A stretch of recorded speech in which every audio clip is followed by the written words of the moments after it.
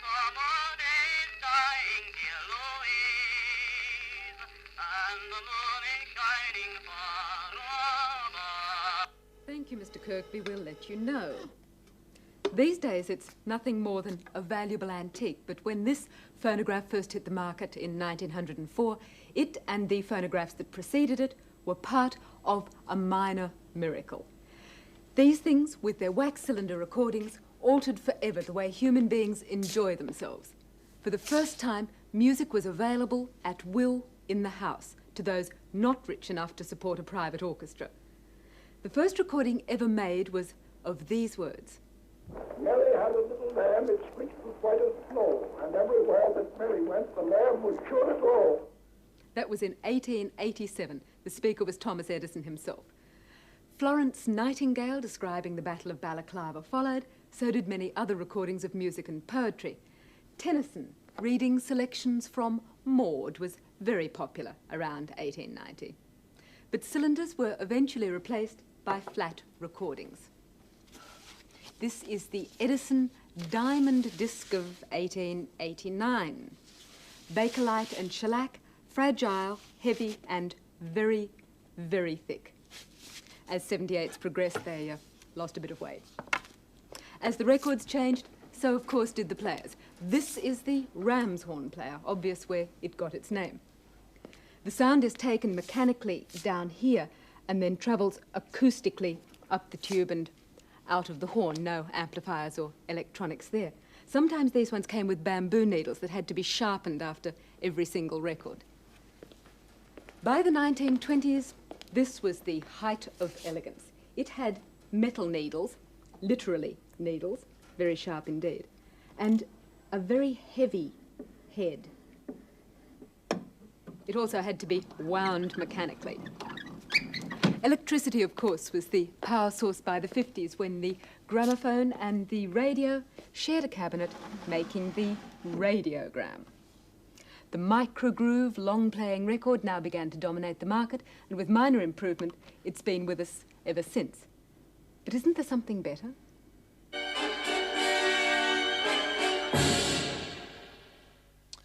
And what you've just been listening to is the ultimate in recorded sound. It will make all conventional disc and cassette systems obsolete. It's dustproof, scratch-proof, digitally recorded, read by a laser, and it's called the compact disc. And that's it. The biggest revolution in the recording industry since the invention of the long-playing gramophone record, but this is no ordinary disc. Just 12 centimeters in diameter. The music is recorded onto it digitally, and there's no needle being dragged through a groove. That information is being read by a laser light. And this is the tiny laser that does all the work. A small low-power semiconductor which emits invisible infrared light and plays the record from inside out. Magnified 12,000 times, this is what the surface of the compact disc looks like. You can see the thousands of tiny pits and grooves which the laser has cut into a thin plastic sheet. When it's monitored or read off by another laser in the playback machine, the lengths of the grooves and the distances between them give varying light patterns, which are then picked up by a tiny diode. And unlike a conventional gramophone disc, this is totally proof against fingerprints and dust because the information is stored underneath a plastic film. It doesn't really matter how much I manhandle that particular disc, it will still continue to give very good audio quality. This is a one-sided disc. On the other side is simply the label of the record, and the record player which plays it is also surprisingly small and compact. That information is read by a laser from the underside. You simply place the disc in there like a conventional record player, and off you go. Introducing new technology in a popular market has its own problems. Take the battle between cartridges and cassettes. It confused the consumer mightily, and it took around a decade for cassettes to establish a clear lead.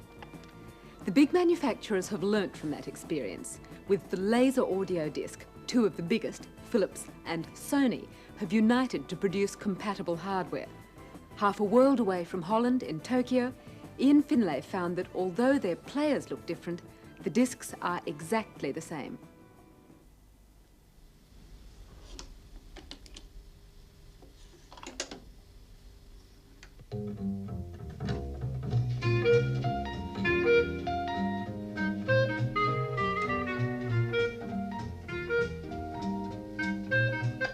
Just put it into pause for a moment. The thing is that it's very difficult to try and get across the sound to you now like this when you're listening on conventional TV set, and also we're recording on a conventional tape recorder, so we can't actually get across to you in sound terms what this thing can do. But basically it revolves around 5 things. The background noise. There's practically no background noise at all, no hiss or anything like that. There's no wow or flutter. Distortion is only 0.05%, which is very, very good, as any hi-fi buff will know. Frequency response is roughly similar to existing hi-fi sets, between 20 and 20,000 hertz. The main thing to say about the frequency response, though, is that it's absolutely flat. No pits or heights in it at all. And finally, the most important thing is the dynamic range is remarkable, 90 dB, which hi-fi buffs will agree is very remarkable. The player itself is a huge advance over conventional record players because it gives you the same sort of control you have on a tape recorder. Fast forward and fast reverse scanning, pause and stop buttons, and the ability to instantly select any track you want. It's also got a little programmable memory so that instead of playing the tracks in their right order, 1, 2, 3, 4, 5 and so on, you can select your own sequence in advance so that they play in any order you want. And all the while, the monitor tells you which track you're on and how many minutes and seconds it's been playing. In addition, the whole thing, all of that little computerized marvel is packed into something which you can pick up and move around like that, even shake, and nothing happens, which is quite incredible. And means that it's got enormous potential eventually, once in the future it's perhaps made a little bit more compact for the car audio industry as well. The players are due for release at the end of '82 in Japan and the United States, in Australia and Europe sometime in '83. They'll cost between $600 and $800, and the discs should be no more expensive than records now. In a way, it all sounds too good to be true. Other systems have, heaven knows, failed to live up to their pre-release promises to change the way we listen. Quadraphonic sound, for instance, died of starvation when not enough quad records were released. But with compact discs, we're assured there will be a rolling river of material. 7 major record companies have already signed up to produce on the system. With hardware and software both lined up, compact discs may well rule the roost, at least until someone perfects a method of putting Beethoven's Ninth on a silicon chip. Don't laugh. I'm assured that that day, in fact, is not too far off.